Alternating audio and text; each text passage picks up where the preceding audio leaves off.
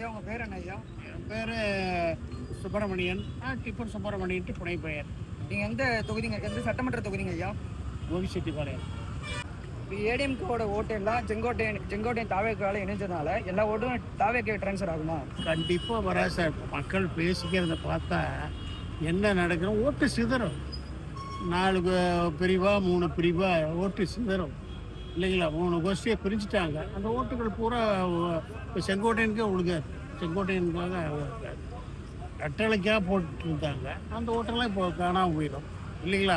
4 பிரிவு. அதனால சுலபமாக திமுக ஜெயிக்கிறதுக்கு வாய்ப்பு இருக்கு.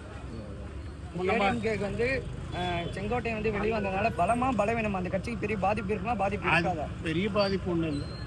பெரிய பாதிப்பு ஒன்றும் இல்லை சார்.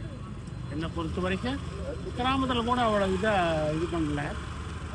இவர் வந்து விஜய் கூட போயிடக்கூடாது.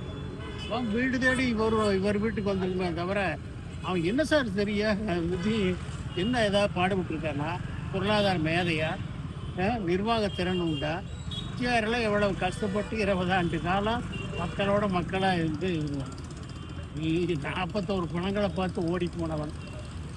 என்ன எப்படி நம்பிக்கை வரும் உங்கள் மேலே? ஒரு துணிவு இல்லை. தலைவனுக்காக இருக்கிற துணிவு வேணும், ஆற்றல் வேணும் இல்லைங்களா? அது கொஞ்சம் கூட அந்த ஆள்கிட்ட இல்லை. இதுதான் என்னுடைய முடிவு.